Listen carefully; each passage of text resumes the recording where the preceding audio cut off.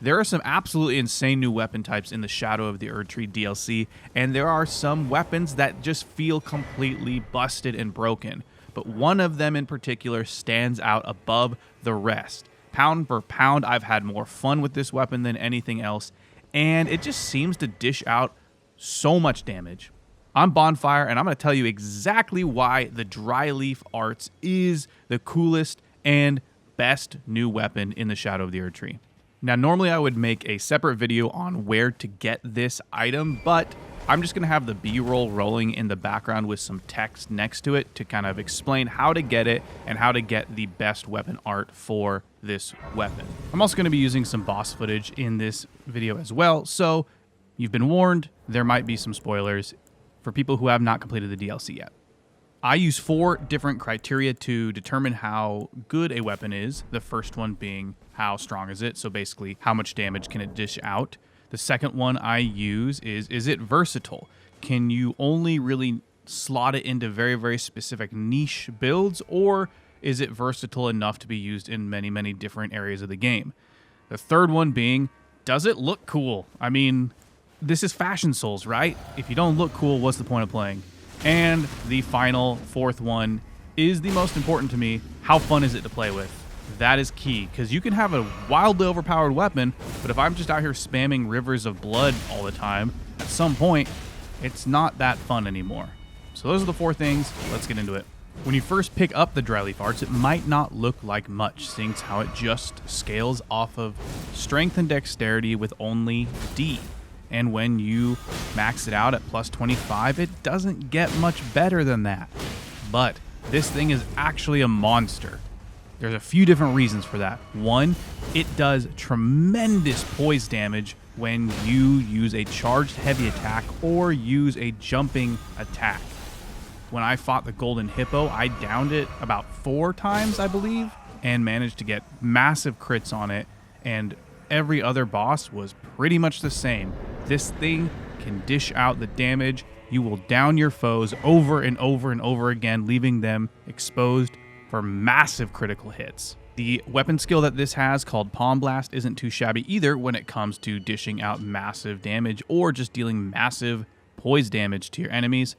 But there's a weapon skill I think is actually even better, called the Dryleaf Whirlwind, but I'm going to talk about that a bit more when it comes to versatility in this weapon. The Dryleaf Arts is one of the most versatile weapons that I've found in the DLC as well. You can change its affinity to pretty much any type of scaling. Now, unfortunately, nothing goes to S scaling, but if you go with a heavy build, like I did, you can get it up to A scaling, which, again, just pumps. This is a big pumper of a weapon. If you are looking to do any sort of affinity build, though, like bleed, cold, anything else, I would highly recommend picking up the Dryleaf Whirlwind weapon art. It does a series of massive kicks, spins. It looks awesome, by the way. Very, very low mana cost, FP cost. I'm going to call it mana because that's what I've been trained to my whole life, but very, very low cost. It deals huge amounts of poise damage, and it builds up any sort of status effect extremely fast. You can get so many different hemorrhage procs off on bosses, on big enemies, your choice. But again, this weapon is one of the most versatile because, like I said, you can switch its affinity to pretty much anything. It can fit into any build that you want. It is super, super light, so you can wear as heavy armor as you possibly can imagine and still have room for this weapon. It gives you so much flexibility. It's hard to say that there is anything that is more flexible in this DLC. Like I said earlier, Fashion Souls is important. What's the point of using something if it doesn't look cool? I know. Sometimes you just gotta suck it up and deal with it if it's what fits into your build or it's just that good. But to me, I will very, very rarely ever take that path. Most of the time, it's does it look good? Well, the Dryleaf Arts it falls a little lower on that tier for this one because you can't really see it. Most of the effect and flair comes from just what your character does. So instead of using kind of a big sword, staff, anything like that with cool weapon animations, what you see is your character becoming a living weapon. You are a martial artist. You're flying through the air with grace. So when it comes to how the weapon looks, it's a lot lower on the scale.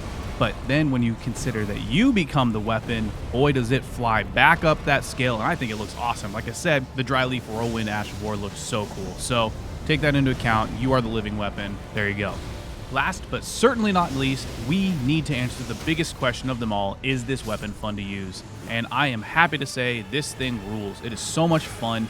It actually has taken me through the biggest chunk of the DLC because it is so fun. Yeah, there's other weapons I've found that are probably better than this, but man, oh man, is this fun to use. I have been able to create some pretty gnarly builds. I've been able to take down any boss so far using this. Some are more challenging, but it is extremely fun, and I would absolutely recommend trying this weapon out.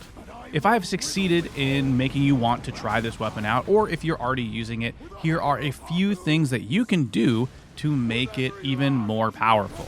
First off, the Claw Talisman is really, really good for this. Constant jumping, flying through the air. Like I said, the whirlwind attacks, you're jumping in the air to do them, so this buffs that. Secondly, Millicent's Prosthesis is really, really good because you get lots of attacks off in very quick succession. Third, if you found the Divine Bird Warrior Greaves, these boost kick attacks, so those are awesome for the heavy charging attack as well as the Dryleaf Whirlwind Ash of War. And last but not least, you can get the Shattered Stone Talisman as well, which continues to increase the damage done by the Dryleaf Whirlwind Ash of War. If I forgot to mention anything that boosts damage for either the Dryleaf Arts weapon or the Dryleaf Whirlwind Ash of War, be sure to put them in the comments so that people who come back to this video later can see it, because again, I forgot.